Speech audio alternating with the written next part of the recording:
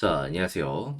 7월 12일 주식 정리해드리는 주정남. 오늘도 시장 정리부터 먼저 시작해보도록 하겠습니다. 자, 들어가기 전 구독과 좋아요 한번 부탁드리고요.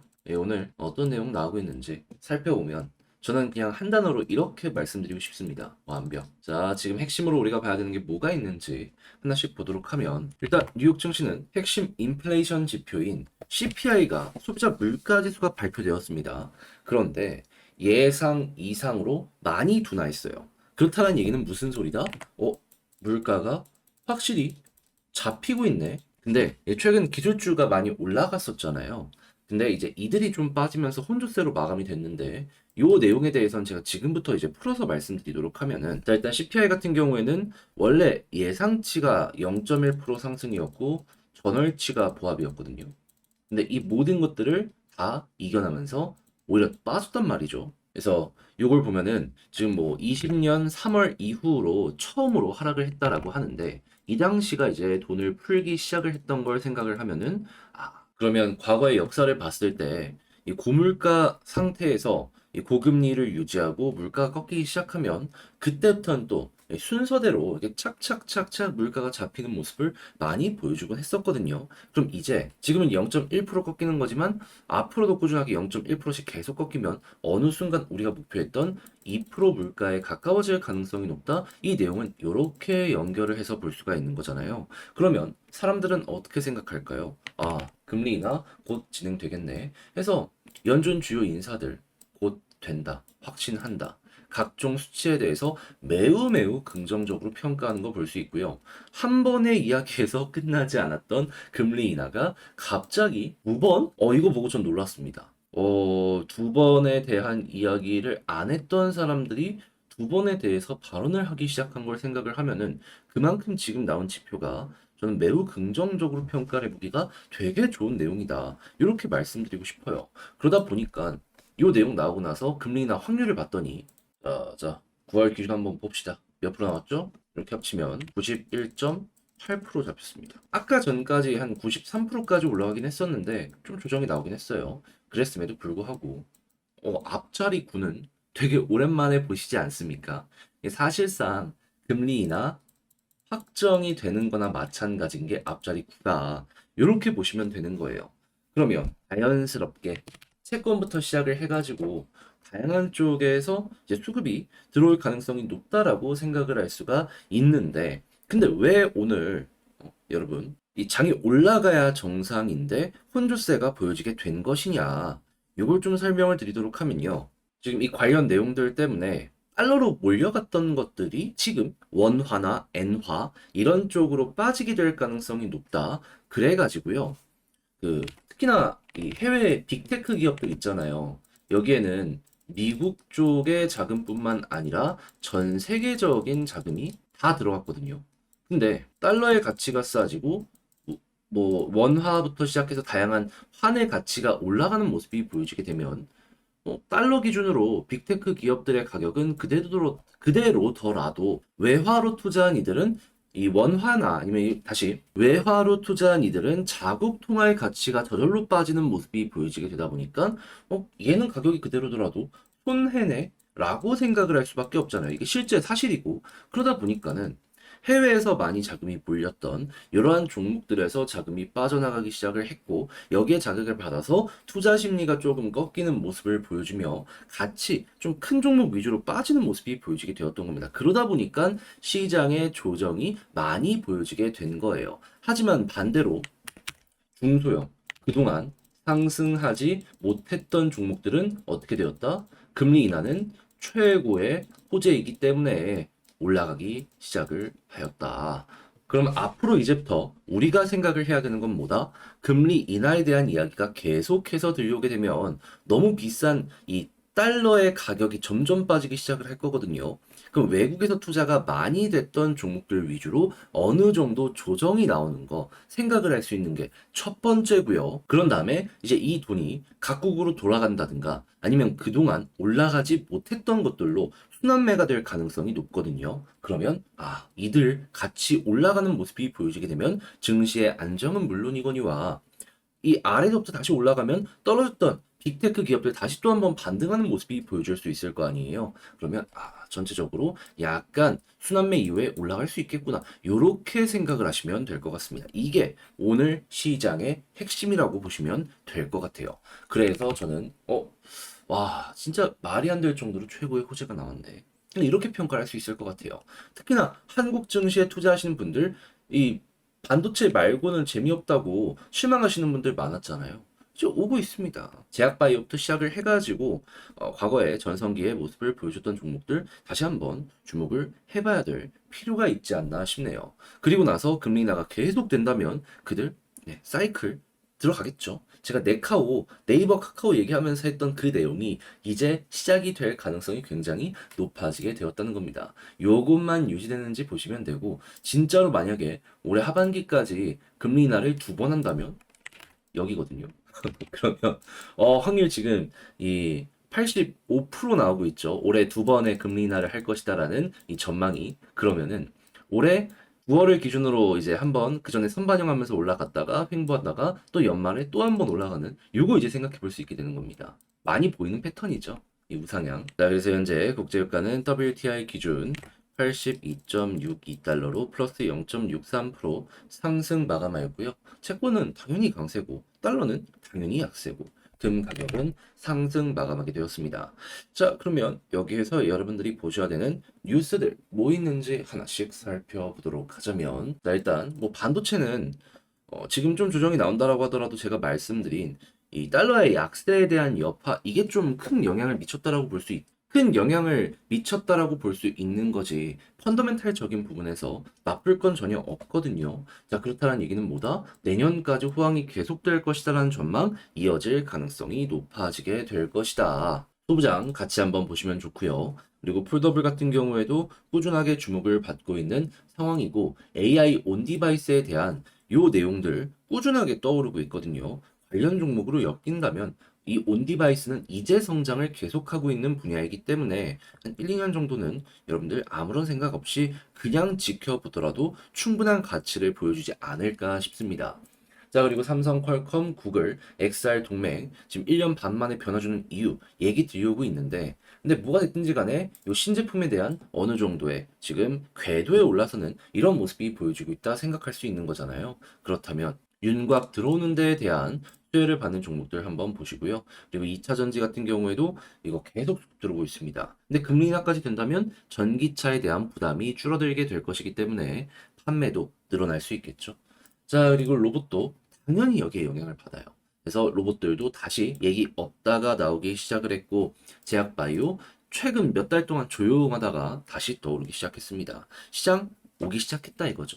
이제 우리들도 이 수혜를 받을 때가 됐다. 그러니까 뉴스 계속 내놓고 있습니다. 마지막으로 이 방산 쪽은 여전히 이 좋을 때든 안 좋을 때든 매출을 잘 내고 있었기 때문에 지금 한국이 가성비로 기대감이 굉장히 커지고 있다라고 하거든요. 기술 지원도 굉장히 적극적으로 해주고 있고 그래가지고 계속 좋은 소식이 들려오는 한 이쪽은 지켜보는 것도 괜찮겠구나. 이걸 기억을 하시며 오늘의 시장 정리 한번 싹 해석을 해보시면 되겠습니다. 자, 이렇게 해서 쭉 한번 봤는데 어떻게 도움이 되었을지 모르겠어요. 잘 보셨다라고 생각을 하신다면 구독 그리고 좋아요 한번 부탁드리고요. 지금 말씀드린 내용들 같은 경우에는 제가 오늘은 조금 늦잠 자긴 했어도 그래도 9시 요때 이제 올려드렸으니까 같이 한번 공부해보고 싶다. 영상 소개란에 있는 텔레그램 링크 클릭하시고 들어오셔가지고 이 볼만한 내용들 올려드리고 있으니까 같이 한번 보고 싶다. 이거 확인하시면 되겠습니다. 자, 그러면 개별 종목 살펴보도록 할게요. 자, 제가 이번에 가지고 온 종목은 두산 에너빌리티를 가지고 왔습니다. 이 굉장히 좋은 분위기에 이 물이 뿌려졌죠. 뭐, 지금 계속 호재로 보여줬던 그 내용에 악재가 나온 게 아니라 그냥 아예 새로운 내용이 나왔습니다. 그래서 지금 이런 상황이 보여지고 있는데, 근데 이제 또 곰곰이 보면 중장기적으로는 안 좋거든요. 근데 단기적으로는 또 괜찮습니다. 어떤 내용이기 때문에 이렇게 볼 수 있는지 살펴보도록 할 테니까 들어보시고 도움 된다면 구독 그리고 좋아요 한번 꼭 눌러주시면 감사드리겠습니다. 자, 일단 가장 먼저 좋은 부분부터 나오고 있는 거 살펴보도록 하면은 지금 나토에서 북러 밀착 대응한다. 원전 관련된 외교전도 여기서 진행이 되었다. 이야기가 들려오게 되었다라고 하죠. 근데 저는 이거 되게 높게 평가할 수 있는 이유가 뭐냐 하면 지금 원전을 해외에 납품, 생산해 줄 수 있는 국가가요. 한국, 미국, 그리고 프랑스 이외에도 중국, 러시아 이쪽이거든요. 근데 이 두 국가를 계속 배제한다는 거잖아요. 그러면 계속 나왔던 이 3파전이 유럽 쪽에서는 계속될 가능성이 높은 것이고, 그리고 만약에 지금 체코 원전 관련된 결과가 빠르면 다음 주에 나오게 될 예정인데, 여기서 좋은 소식이 들려오게 되면은 이 두 국가를 이겼다라는 증거이기 때문에 여기 다음 수주전에서도 앞서 나갈 가능성이 높겠구나 했을 때 나오는 내용은 체코, 네덜란드, 스웨덴, 핀란드 기대감 엄청 높아지는 부분들 보여주고 있습니다. 이외에도 중동에서도 이야기가 또 한 번 떠오르게 될 것이기 때문에 이 역시 함께 여러분들 보시면 좋을 것 같네요. 자, 그런데 이렇게 기대감이 높아지고 있는 상황 속에서 지금 어떤 내용 때문에 주정이 나왔냐면 갑작스럽게 지배구조가 개편된다.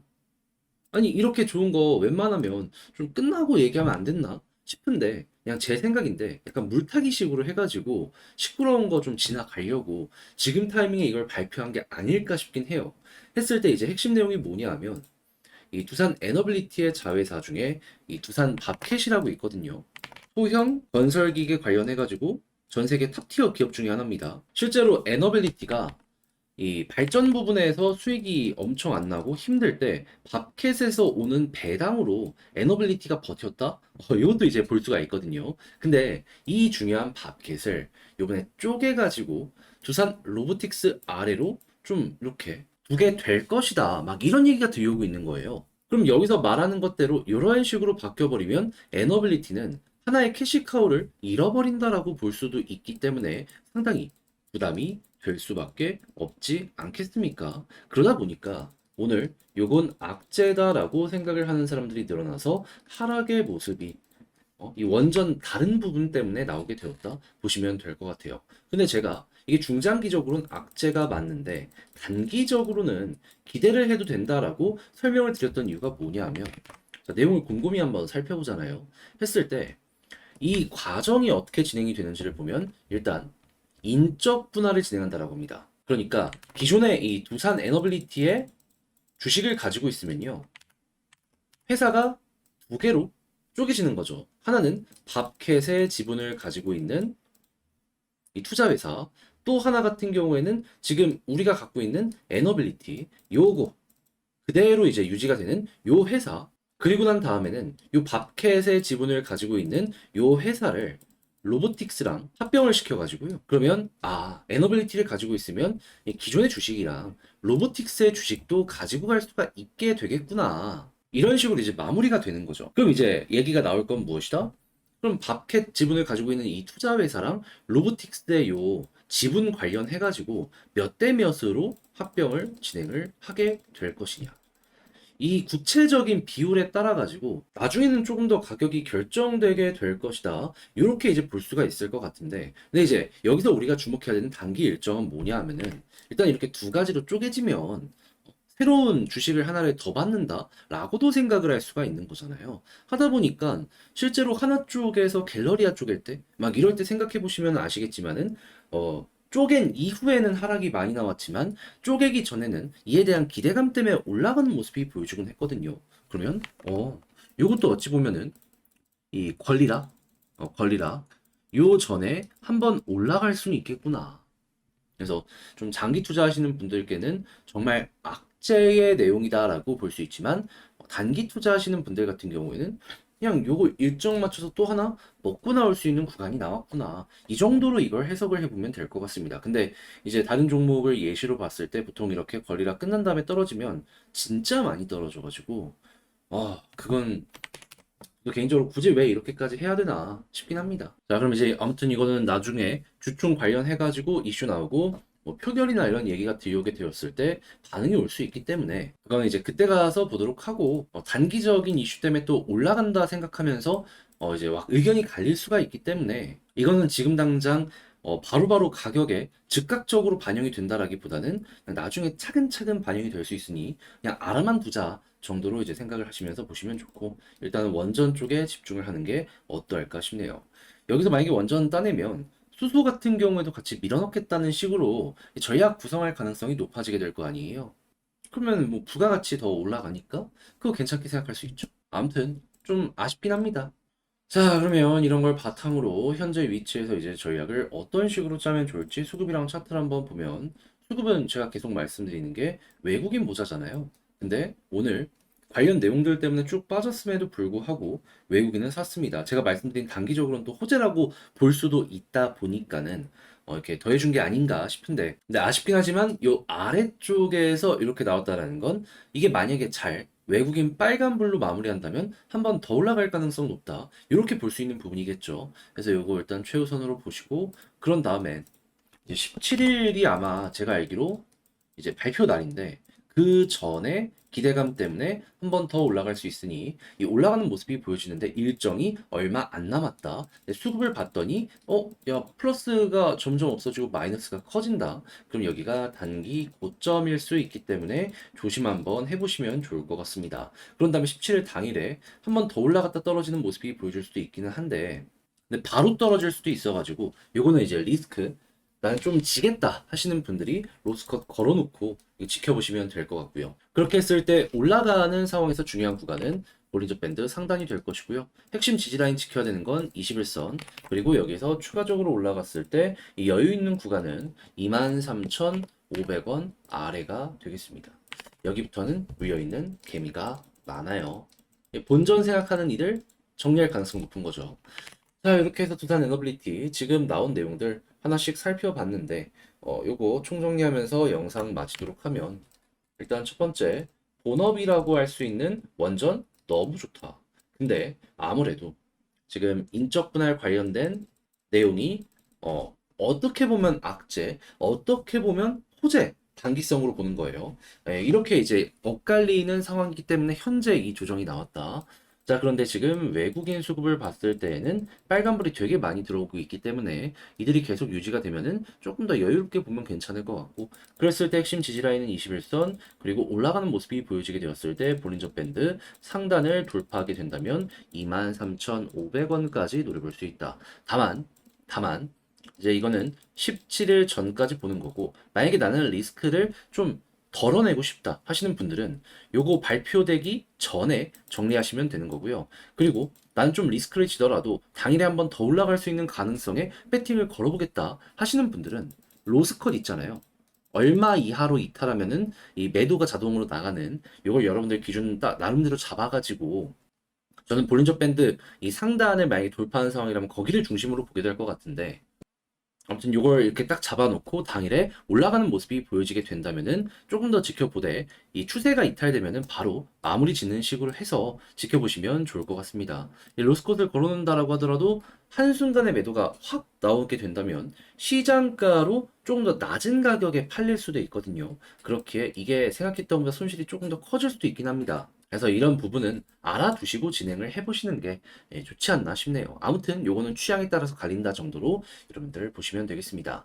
자, 이렇게 해서 두산 에너빌리티 현재 위치에서의 핵심 제가 보는 것들 싹 한번 다뤄봤는데, 도움이 되었다라고 생각을 하신다면 구독과 좋아요 한번 부탁드리며 영상 마치도록 하고요. 저는 다음에 더 좋은 영상으로 다시 인사드리겠다라고 말씀드리며 주식 정리해드리는 주정남이었습니다. 여러분들 이번 주 한 주도 고생 많으셨습니다. 다음 주에 뵐게요. 안녕하세요. 요즘 코스피, 코스닥 시장 상황 좋지 못해서 수익 내기 어려우시죠? 그런데 저는 저희 멤버십 회원분들을 위해서 일주일에 한 번씩 영상을 통해 여러분들 보셔야 되는 종목들 소개해드리고 있는데, 5월 31일 날 제가 분석 딱 해드렸는데 어떻게 되었다? 시간이 좀 걸리긴 했지만 오늘 또 한번 급등하는 모습 보여주고 있죠. 얘도 지금 20% 넘게 수익 딱 달성했습니다. 최근에 저희 멤버십 종목들 그 중에서도 짜잘한 거 제외하고 조금 봤으면 좋겠는 이러한 종목들 어떤 거 있었는지 말씀을 드려보도록 하자면,